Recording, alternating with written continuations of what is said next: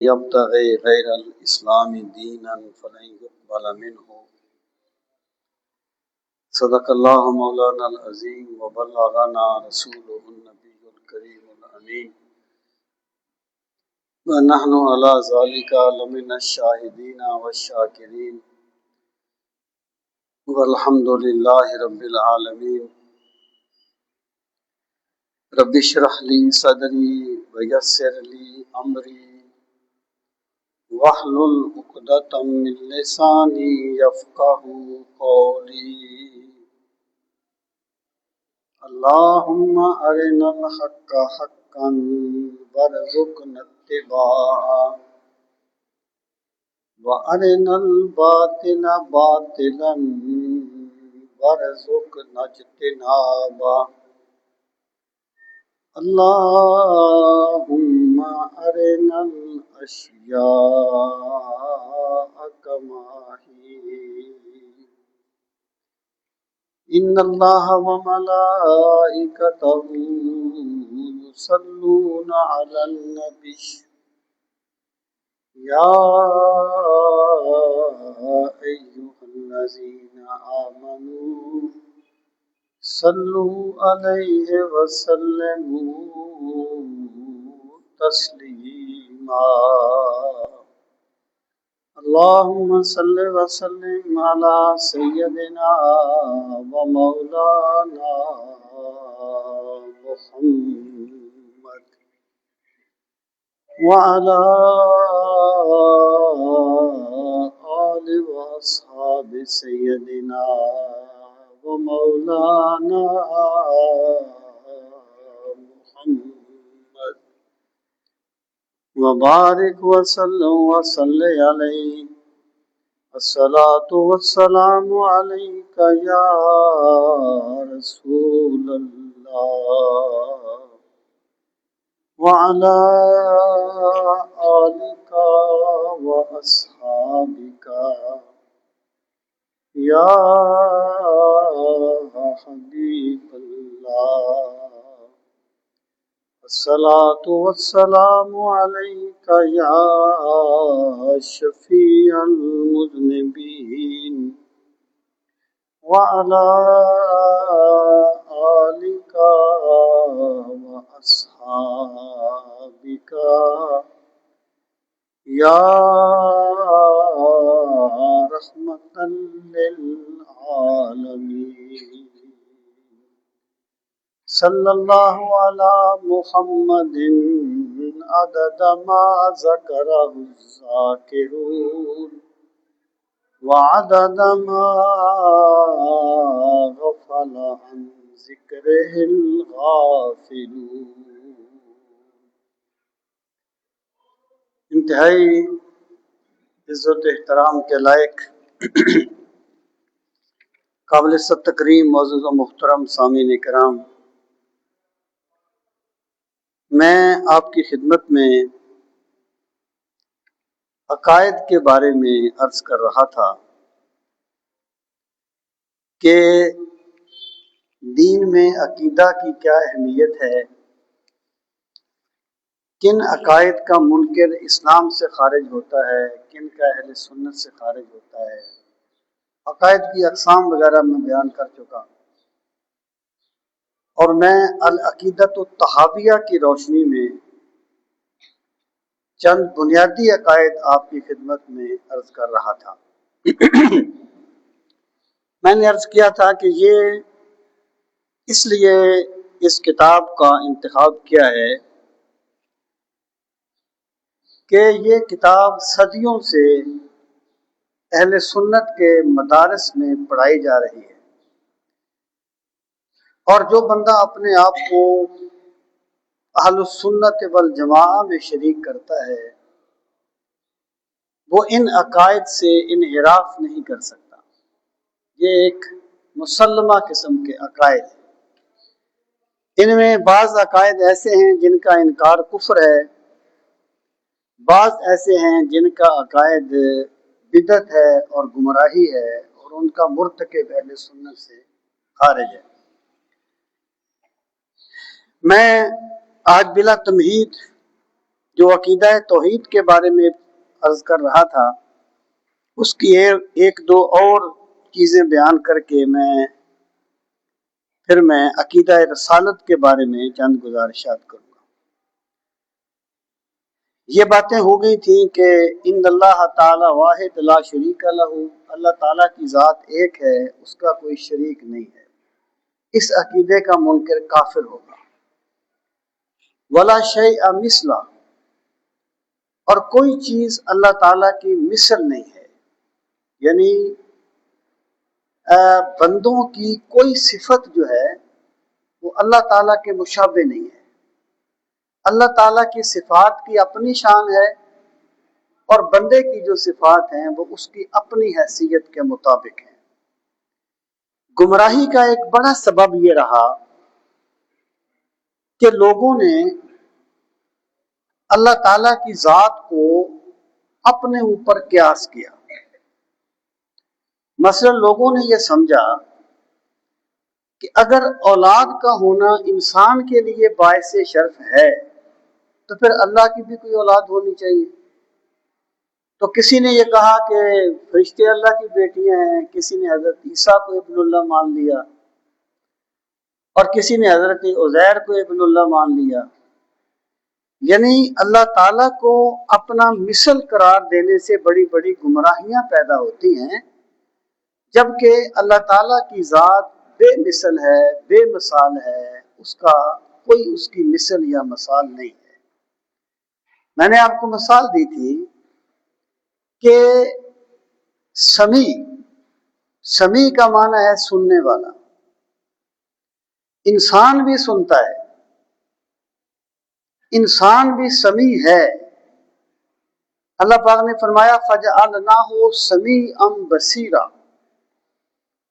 ہم نے انسان کو اس طرح بنا دیا کہ وہ سمیع بھی ہے اور بصیر بھی ہے، سنتا بھی ہے اور دیکھتا بھی ہے۔ اور سمیع اور بصیر اللہ تعالیٰ کی صفات ہیں، لیکن بندے کی سماعت اللہ تعالیٰ کی سماعت کے مشابہ نہیں ہے۔ بندے کی بصارت اللہ تعالیٰ کی بصارت کی طرح نہیں ہے۔ اللہ تعالیٰ ہمیشہ سے سنتا ہے، سب کچھ سنتا ہے، ہمیشہ سنے گا، اور بذات خود سنتا ہے۔ جبکہ بندے کے پاس جو کچھ بھی ہے اللہ تعالیٰ کی عطا سے ہے، محدود دائرے میں سنتا ہے، محدود وقت کے لیے سنتا ہے۔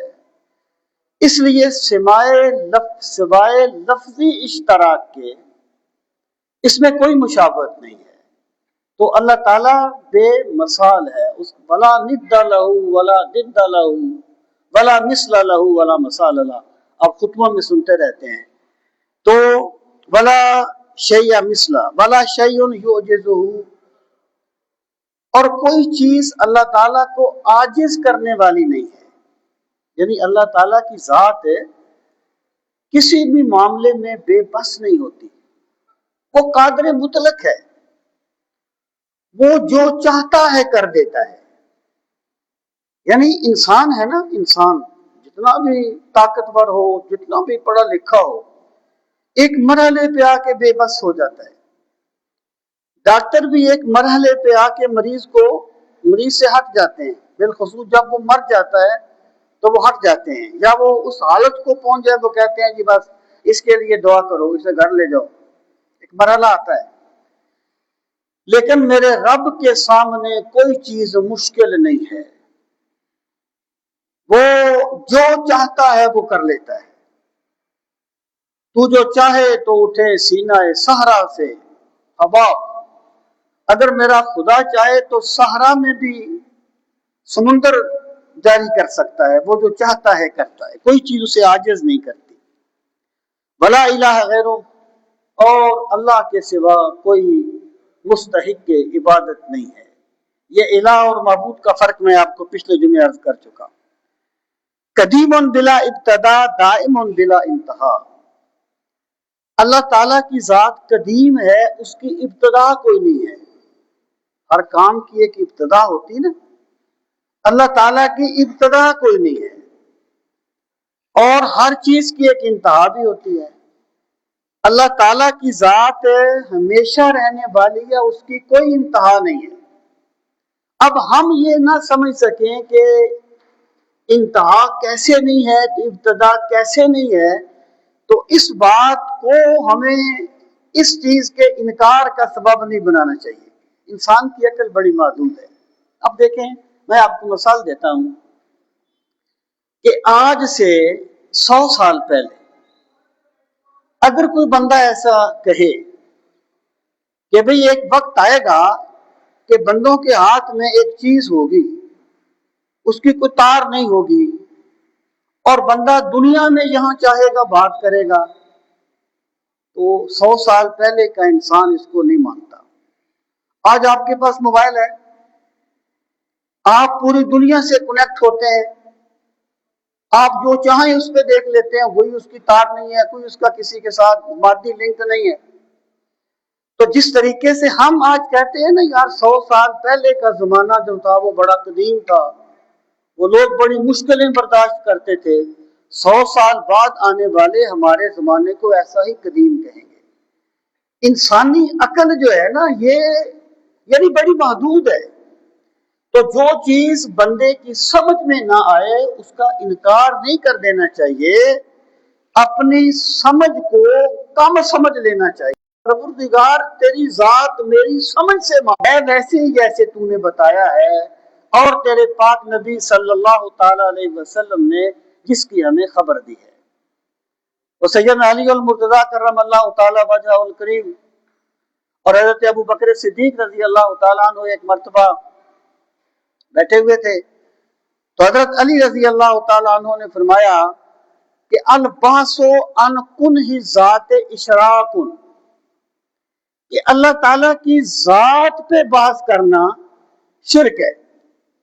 آپ اس کی صفات پہ بحث کریں کہ خدا وہ ہے جس نے مٹی سے انسان کو پیدا کیا، قطرہ آب سے انسان کو پیدا کیا، آپ اس کی صفات پہ بحث کریں۔ اگر ذات پہ بحث کریں گے تو مشرک ہو جائیں گے، کیونکہ آپ کو سمجھ نہیں آئے گی۔ تو مولا علی نے فرمایا کہ الباسو ان کنہ ذات اشراکن، اللہ تعالیٰ کی ذات پر بحث کرنا شرک ہے۔ تو سیدنا ابو بکر صدیق نے گرہ لگائی کہ وَالْعِجْزُ عَنْ دَرْكِ الْإِدْرَاكِ إِدْرَاكٌ، کہ جس بندے نے یہ کہا کہ مالک میں تیری قدرتوں کو سمجھنے سے عاجز آ گیا ہوں، تو اسے رب نے اپنی معرفت نصیب فرما دی ہے۔ تو بندے کا کمال یہ ہے کہ وہ اپنے محدود عقل کو سمجھے۔ اب میں اس پر جاؤں گا تو بات اور طرف نکل جائے گی۔ انسانی عقل بڑی محدود ہے، یہ کل کچھ کہتا تھا آج کچھ کہتا ہے، کل کچھ کہے گا، ٹھیک ہے نا، کبھی کسی کو غلط کہتا ہے، وہ پچھلے برس دعا تھی جدا ہونا ہم کبھی، اور اب کے برس دعا ہے کبھی سامنا نہ ہو۔ جسے وہ کل اچھا کہتا تھا آج برا کہتا ہے، کیا گارنٹی ہے کل اسے پھر اچھا نہیں کہے گا؟ تو انسان کو چاہیے کہ اپنی عقل کی محدودیت کو مان لے۔ اللہ تعالیٰ کی ذات وہ ہے جس کی نہ کوئی ابتدا ہے نہ انتہا ہے، وہ ہمیشہ سے ہے اور ہمیشہ کے لیے ہے۔ یہ اہل اسلام کا عقیدہ ہے، اس کا انکار کفر ہے۔ ولا یفنا ولا یبید، اللہ تعالیٰ کی ذات نہ فنا ہوگی نہ ختم ہوگی۔ کل شیء ہالک الا وجہہ، کہ ہر چیز ہلاک ہونے والی ہے مگر میرے رب کی ذات باقی رہنے والی ہے۔ اللہ تعالیٰ کی ذات ہمیشہ باقی رہنے والی ہے۔ ولا یکون الا ما یرید، اور وہی ہوتا ہے جو اللہ تعالیٰ ارادہ فرماتا ہے، یعنی اللہ تعالیٰ کے ارادے کے سوا کچھ نہیں ہوتا۔ اب آپ دیکھیے، کوئی بھی کام ہو، اچھا ہو یا برا ہو، اس میں فائنل اتھارٹی اللہ تعالیٰ کی ذات ہوتی ہے۔ دو چیزیں ہوتی ہیں، یاد رکھنا، یہ تھوڑا سا علم کلام کی بات ہے۔ ایک ہے اللہ تعالیٰ کی رضا، ایک ہے اللہ تعالیٰ کی مشیت۔ رضا اس کام کو کہتے ہیں جس کے کرنے سے اللہ تعالیٰ راضی ہوتا ہے، اور مشیت میں لازمی نہیں ہے کہ اللہ تعالیٰ اس کام کے کرنے سے راضی ہو، لیکن وہ کام اس وقت تک ہو نہیں سکتا جب تک اللہ تعالیٰ اس کا ارادہ نہ فرما لے۔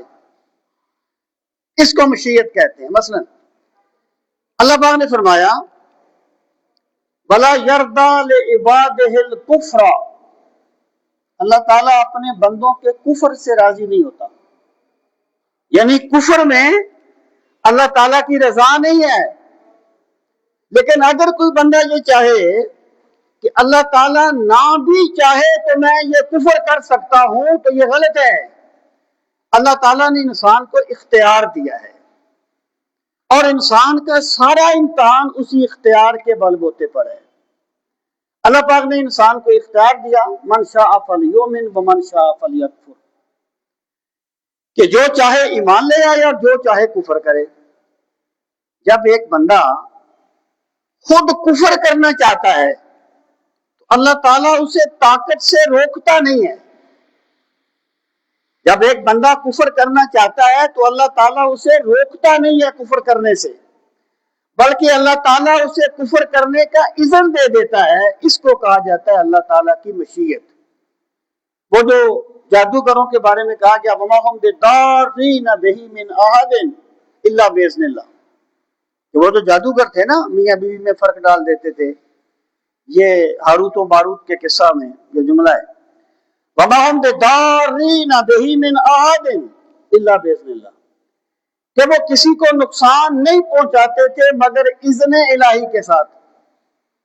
اذن الہی کا مطلب کیا ہے؟ اذن الہی کا مطلب یہ ہے کہ جادوگر اللہ تعالیٰ کی قدرت سے باہر نہیں ہو گئے تھے، کہ اللہ تعالیٰ نہ بھی چاہے تو وہ یہ کام کر لیں گے، باہر نہیں ہو گئے تھے۔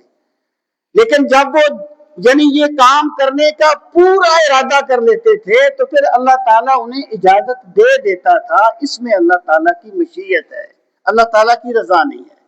تو بعض کام ایسے ہوتے ہیں جن میں اللہ تعالیٰ کی رضا بھی ہوتی ہے، اللہ تعالیٰ کی مشیت ہر چیز میں ہوتی ہے، لازمی نہیں ہے کہ اس میں رضا بھی ہو۔ تو اس جملے کا یہ مطلب ہے کہ لا یکون الا ما یرید، بندہ جو کچھ بھی کرتا ہے فائنل اتھارٹی میرے رب کے دست قدرت میں ہے، فائنل اتھارٹی اس کی ذات میں ہے۔ بندہ کسی حال میں قدرت الہی کے دائرہ سے باہر نہیں ہوتا۔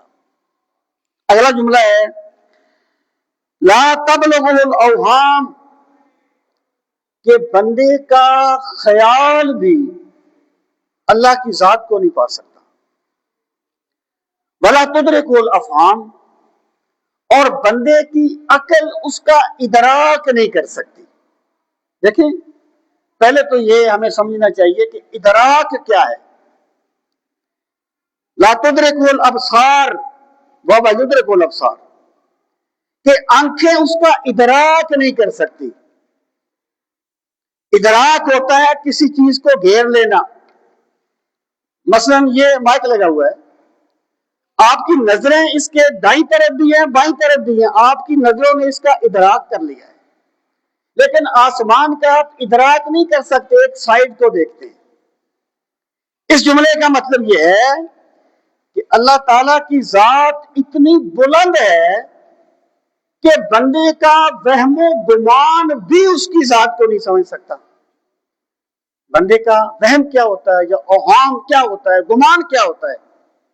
آپ فرض کیجئے گا ایک بندے نے مینار پاکستان دیکھا ہے۔ جب میں نے کہا نا مینار پاکستان، تو بندے کا خیال پہنچ گیا ہے مینار پاکستان کو، جنہوں نے دیکھا ہے، یعنی خیال ایسے پہنچتا ہے۔ لیکن میرے رب کی ذات اتنی بلند ہے کہ بندے کا خیال بھی اس کی ذات کا ادراک نہیں کر سکتا۔ لا تدرکہ الافہام، اور بندے کا فہم اس کا ادراک نہیں کر سکتا۔ اللہ تعالیٰ کی ذات کو ماننا ہے اس کی صفات کو جان کر، اس کی قدرتوں کو جان کر، اس کی نشانیوں کو جان کر۔ لیکن اگر کوئی بندہ ذات الہی میں غور کرنا چاہے گا تو وہ گمراہ ہو جائے گا۔ اور فرمایا گیا ہے کہ اللہ تعالیٰ کی صفات پہ غور کیا کرو، اللہ تعالیٰ کی ذات پہ غور کرو گے تو تمہیں کچھ سمجھ نہیں آئے گی، تم اپنے ایمان کو خطرے میں ڈال دو۔ اور بھی توحید کے بارے میں بہت سے عقائد ہیں، لیکن ان کا جو تعلق ہے وہ زیادہ تر معتزلہ کے ساتھ ہے، اور آج کل وہ فرقہ نہیں ہے، اس لیے اب میں رسالت پہ آ رہا ہوں۔ رسالت کے بارے میں پہلا عقیدہ یہ ہے کہ وَأَنَّ مُحَمَّدًا عَبْدُهُ الْمُصْطَفَىٰ، کہ ہمارا یہ عقیدہ ہے کہ رسول کریم صلی اللہ تعالی علیہ وآلہ وسلم اللہ تعالیٰ کے عبد مصطفیٰ ہیں۔ مصطفیٰ کا معنی ہوتا ہے چنا ہوا، استفا یستفی کا معنی ہے چننا، مصطفیٰ اس میں مفعول ہے۔ عبدہ کا مطلب کیا ہے؟ ہم رسول کریم صلی اللہ تعالی علیہ وآلہ وسلم کو الہ نہیں مانتے، ہم انہیں اللہ کا بیٹا نہیں مانتے، ہم انہیں اللہ کا ابن نہیں مانتے، ہم الوہیت کی کوئی صفت ان میں تسلیم نہیں کرتے۔ ہم یہ تسلیم کرتے ہیں کہ رسول کریم صلی اللہ تعالی علیہ وآلہ وسلم اللہ تعالیٰ کے عبد مصطفیٰ ہیں، اللہ تعالیٰ کے بندے ہیں، لیکن بندے عام بندوں کی طرح نہیں، وہ بندے ہیں جنہیں رب نے اپنی عبدیت کے لیے چن لیا ہے۔ یہ جو استفا ہوتا ہے نا، استفا، اس میں اشارہ ہے فضائل وہابیہ کی طرف۔ یعنی آپ دیکھیں بندے کی بعض صفات ایسی ہوتی ہیں جنہیں بندہ محنت کر کے حاصل کرتا ہے۔ ایک بندے نے بڑی محنت کی، اس نے MBBS کر لیا، وہ ڈاکٹر بن گیا۔ ایک بندے نے بڑی محنت کی اور اس نے انجینئرنگ کر لی اور وہ انجینئر بن گیا۔ یہ ڈاکٹر یا انجینئر بننا جو ہے نا، یہ بندے کا اکتسابی عمل ہے، وہ بھی نہیں ہے، یہ بندے نے اس کے لیے کوشش کی ہے۔ یہ ایک بات ہے کہ بندے کا کسب بھی اللہ کے کرم سے ہوتا ہے، بندہ جو محنت کرتا ہے وہ بھی اللہ کے کرم سے کرتا ہے، اللہ کی عطا سے کرتا ہے۔ میری طلب بھی انہی کے کرم کا ہے صدقہ، قدم یہ اٹھتے نہیں ہیں، اٹھائے جاتے ہیں۔ بندہ کبھی نہ سمجھے کہ میں نے یہ تیر مارا ہے، بندہ یہ کہے کہ میرے رب نے مجھے توفیق دی ہے، لیکن اس میں بہرحال بندے کا ایک کسب ہوتا ہے۔ اور بعض خوبیاں ایسی ہوتی ہیں جس میں بندے نے کچھ کیا نہیں ہوتا، ابھی اللہ تعالیٰ ویسے ہی نواز دیتا ہے، ان کو فضائل وہابیہ کہا جاتا ہے۔ جیسے ایک انسان ہے، ایک انسان نے انسان بننے کے لیے کیا کوشش کی ہے، کیا محنت کی ہے؟ کچھ نہیں کیا اس نے۔ اللہ کا کرم تھا کہ اللہ نے اسے انسان بنا دیا۔ ایک بندہ ذہین ہے، کسی معزز خاندان میں پیدا ہو گیا، حضرت شاہ نصیر الدین نے کہا تھا کہ خدا کا فضل زمانے کی قدر دانی ہے، جوان بھی نہ ہوئے تھے کہ پیر کہلائے۔ یہ فضائل وہابیہ ہوتے۔ تو بھائی جو رسالت ہوتی ہے نا، رسالت یہ کسبی چیز نہیں ہے، یہ وہابی چیز ہے۔ یعنی رسول عبادت کرنے سے نہیں بنتے، رسول محنت کرنے سے نہیں بنتے۔ جنہیں میرے رب نے رسول بنانا تھا انہیں عالم ارواح میں رسول بنا دیا تھا۔ اذا اخذ اللہ میثاق النبیین لما آتیتکم من کتاب و حکمہ، جب اللہ نے نبیوں سے عہد لیا عالم ارواح میں کہ میں تمہیں کتاب و حکمت دوں گا۔ نبی کون ہوتا ہے؟ جو صاحب نبوت ہوتا ہے۔ ان کے پاس نبوت تھی تو انہیں نبی کہا گیا۔ اور رسول کریم علیہ السلام نے فرمایا، جب صحابہ کرام نے پوچھا متی وجبت لک النبوہ، یا رسول اللہ صلی اللہ علیہ وسلم، آپ کی نبوت کب ثابت ہوئی؟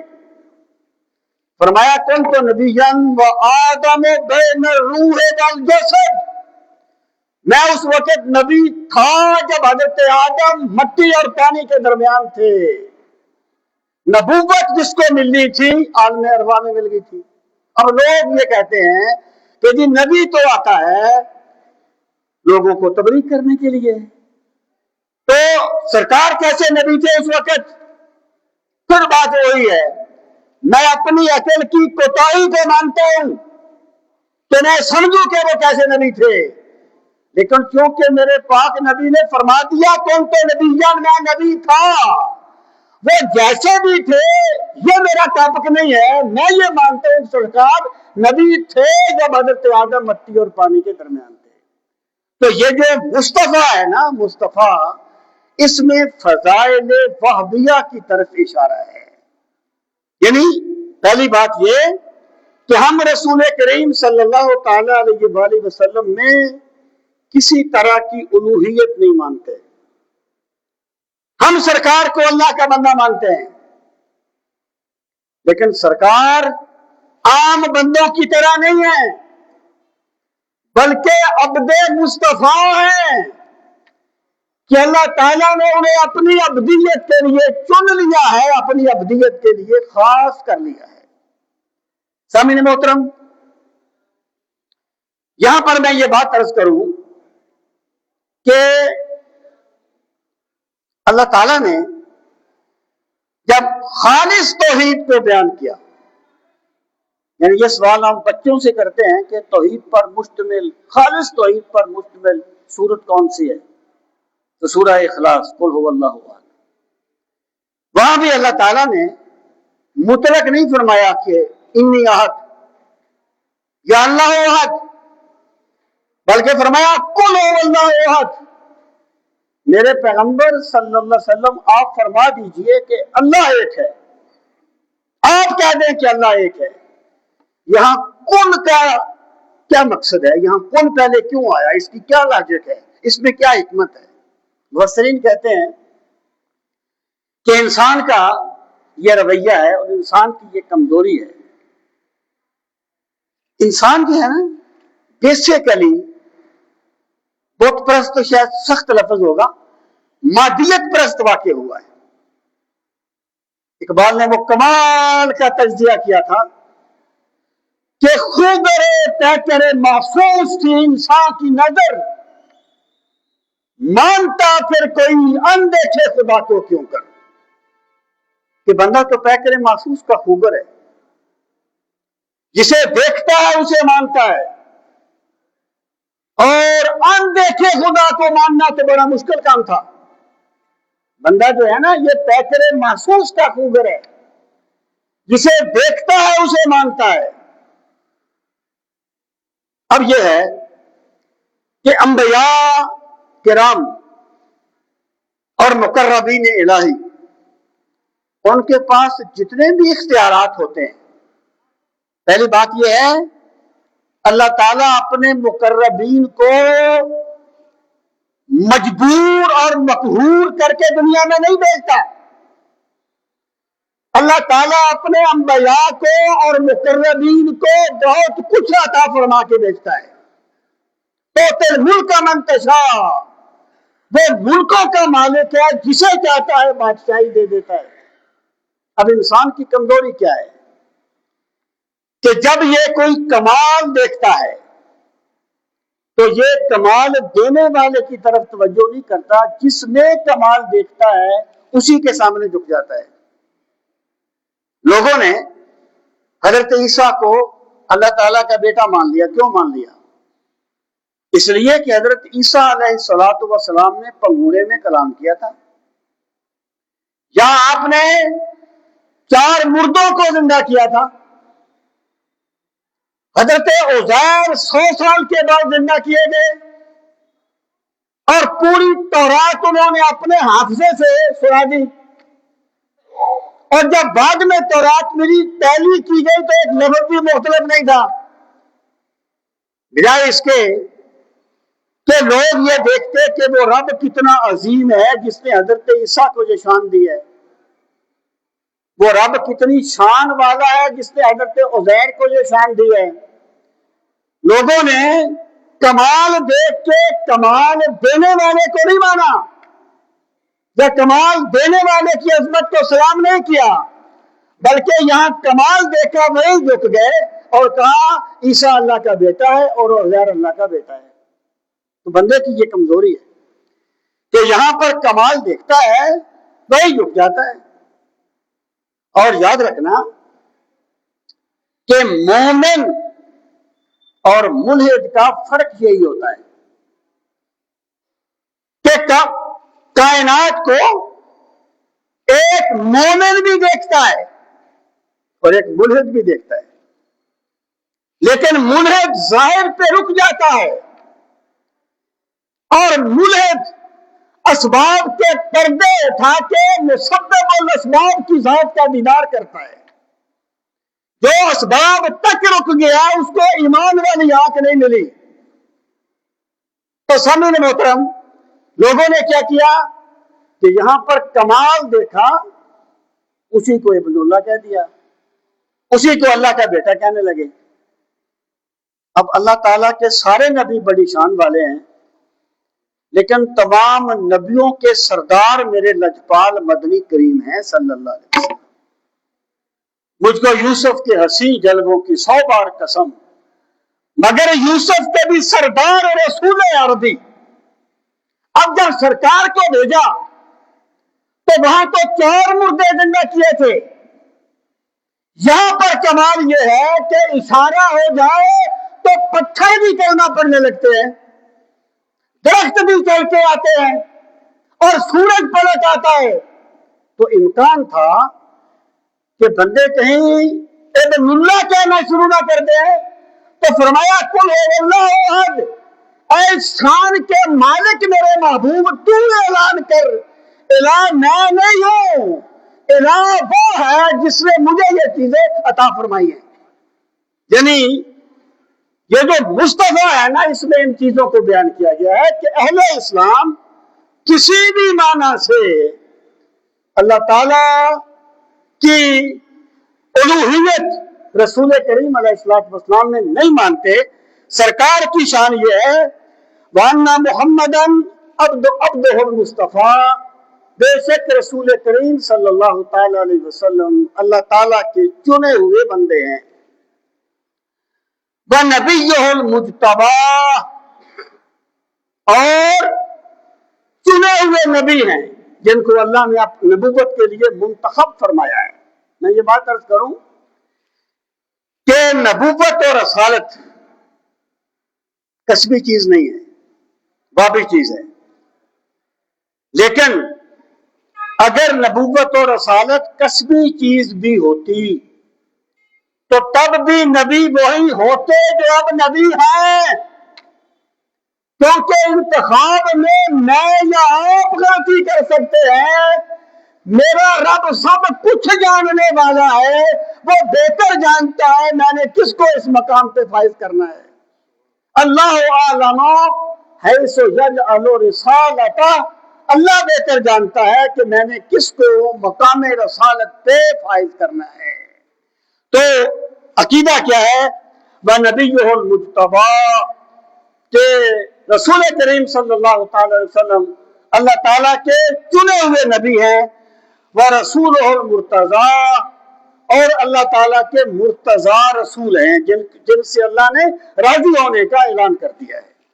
پھر فرمایا اگلا عقیدہ ہے وَأَنَّهُ خَاتَمُ الْأَنبِيَاء، یہ عقیدہ بھی ضروریات دین میں سے ہے، اس کا منکر بھی کافر ہے۔ خاتم الانبیاء، کہ رسول کریم صلی اللہ تعالی علیہ وسلم خاتم الانبیاء ہیں۔ خاتم الانبیاء سے کیا مراد ہے؟ اب میں عرض کروں کہ پہلی بات یہ ہے کہ نبوت میں کوئی تقسیم نہیں ہوتی۔ جیسے قادیانیوں نے کہا کہ مرزا قادیانی جو ہے وہ ذلی نبی ہے یا وہ بروزی نبی ہے، ایسی کوئی تقسیم اسلام میں نہیں ہے۔ نفس نبوت میں سب رسول برابر ہیں، لیکن مقامات میں فرق ہے۔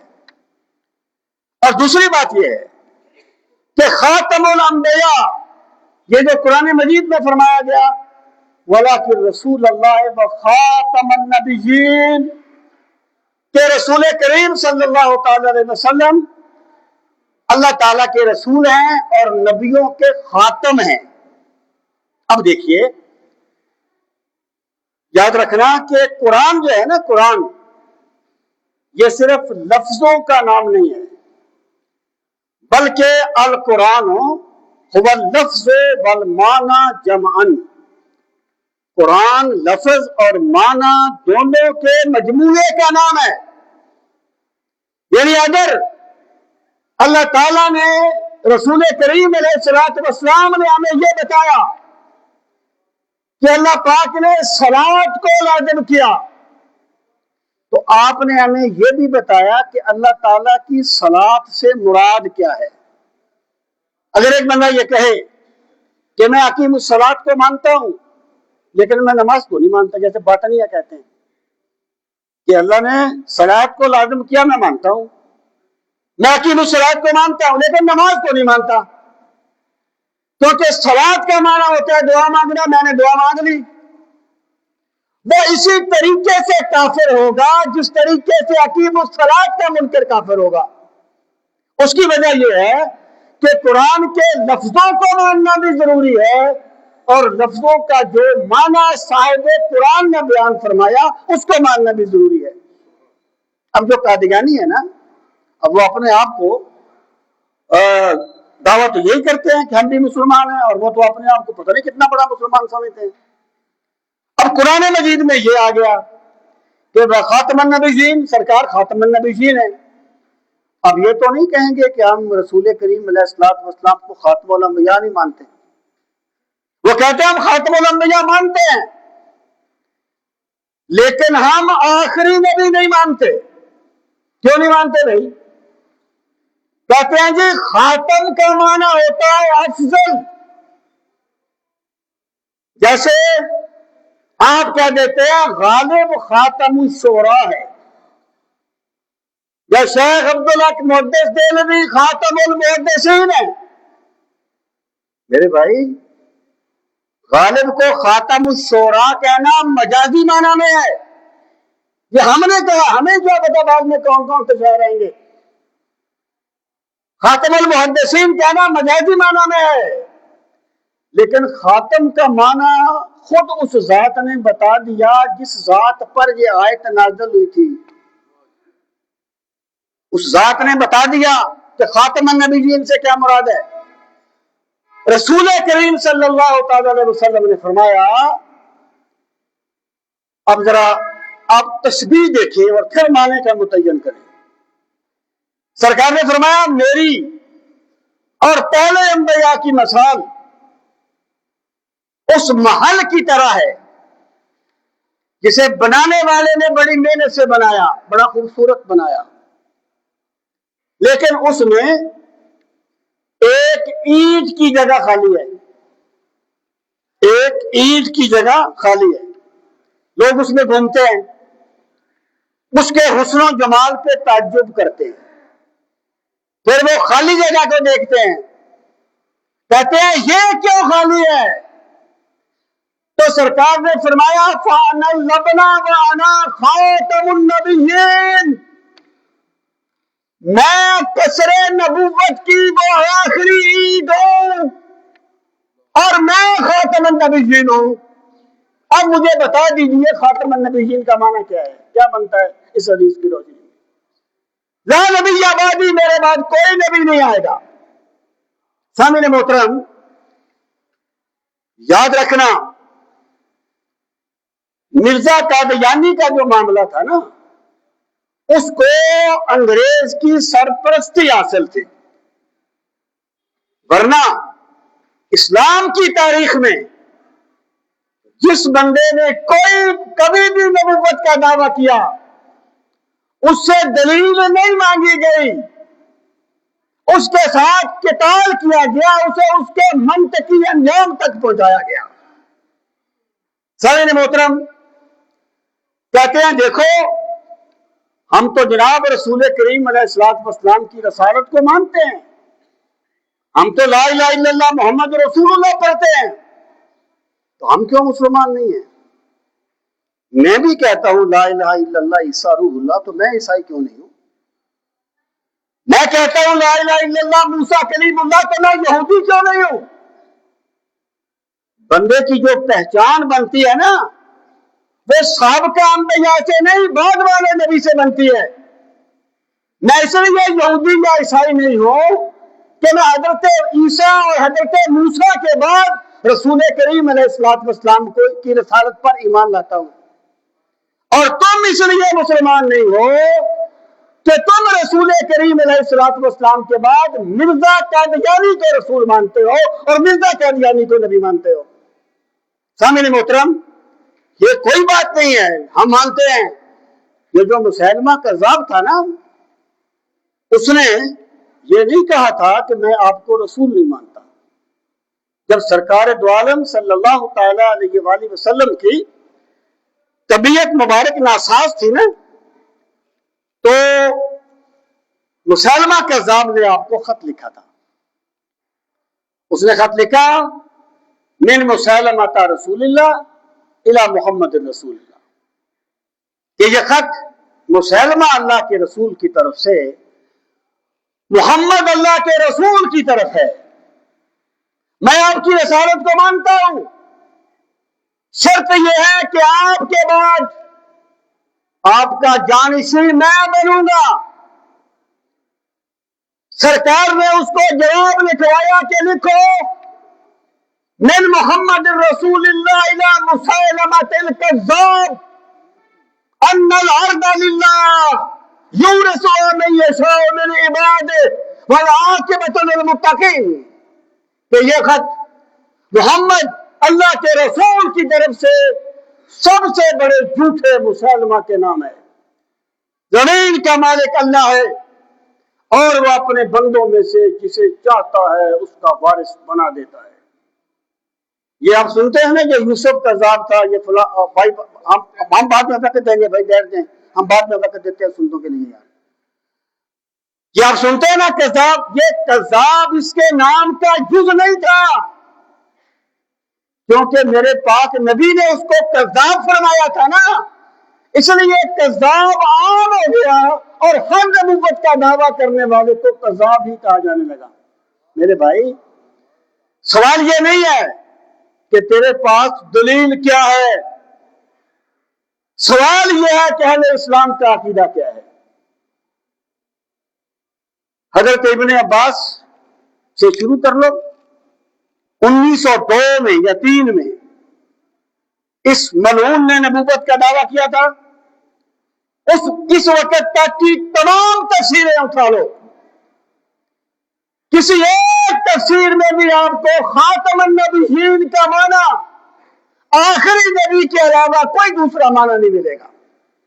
یہ مسلمانوں کا مسلمہ عقیدہ ہے، اور اتنا مسلمہ کہ جب حضرت امام اعظم ابو حنیفہ رحمۃ اللہ تعالی علیہ کے زمانے میں ایک شخص نے نبوت کا دعویٰ کیا، تو لوگوں نے کہا اس سے دلیل مانگتے ہیں۔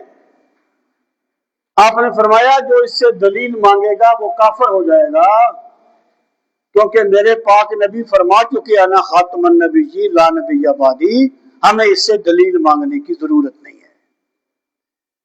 بات یہ نہیں ہے کہ تم نے دلیلیں کیا گھڑی ہوئی ہیں، بات یہ ہے کہ اہل اسلام کا مسلمہ عقیدہ کیا ہے۔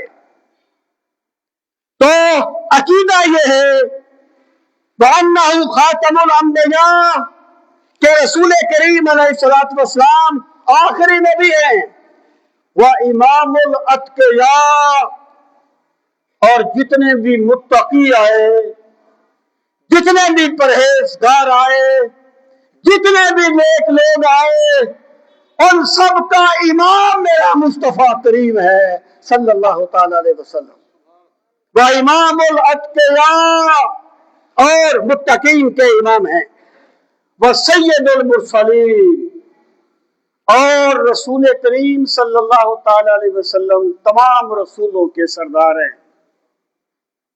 یہ ہمارا یہ عقیدہ ہے، تمام رسولوں کے سردار۔ اگر کسی بندے کو کوئی چیز کھٹکتی ہے تو اسے چاہیے کہ وہ اپنے علم کو کامل کرے، مسلم عقیدے پر کام نہ کرے۔ یہ عقیدہ مسلمہ عقیدہ ہے، اس کا منکر گمراہ ہے، بدعتی ہے۔ رسول کریم علیہ الصلوۃ والسلام کو تمام انبیاء و مرسلین کا امام ماننا اور سردار ماننا۔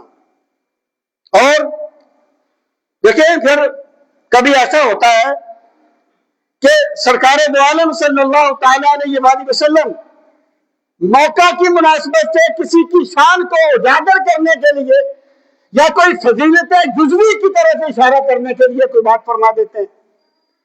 لیکن میرے بھائی میں بات کہا کرتا ہوں کہ جب ایک چیز ذو معنی ہو تو مسلمہ اور واضح چیز کو ذو معنی کی روشنی میں نہ سمجھے، بلکہ ذو معنی چیز کا مفہوم مسلمہ چیز کی روشنی میں طے کرے، ورنہ بہت سی گمراہیاں پھیل گئی۔ جب ایک بندے نے کہہ دیا کہ میری کوئی اولاد نہیں ہے، میں مثال دے رہا ہوں، اس سے میری مراد کیا ہے؟ جب ایک بندے نے کہہ دیا میری کوئی اولاد نہیں ہے تو پھر اس نے کسی بچے سے کہا بیٹا پانی لے کے آؤ۔ اب ایک بندہ کہتا ہے جی دیکھو بیٹا ہے، بیٹے کا معنی تو یہ ہوتا ہے، اس لیے اس کی اولاد ہے۔ تو جب اس نے صراحتاً کہہ دیا کہ میری اولاد نہیں ہے تو پھر تمہیں بیٹے کا مجازی معنی لینا ہوگا نا۔ تو جب سرکار نے فرما دیا نا سید ولد آدم یوم القیامہ، لوگوں میں تمام بنی آدم کا سردار ہوں گا قیامت کے دن، بڑا فخرا، اور یہ میں فخر نہیں کر رہا بلکہ میرے رب نے مجھے یہ چیزیں عطا فرمائی ہیں۔ پھر آپ دیکھیں کوئی کہہ سکتا ہے کہ جی یہاں تو سرکار نے قیامت کا ذکر فرمایا، یہاں یہ تو نہیں کہا کہ اس دنیا میں بھی آپ عالمین کے سردار تھے، سید المرسلین تھے۔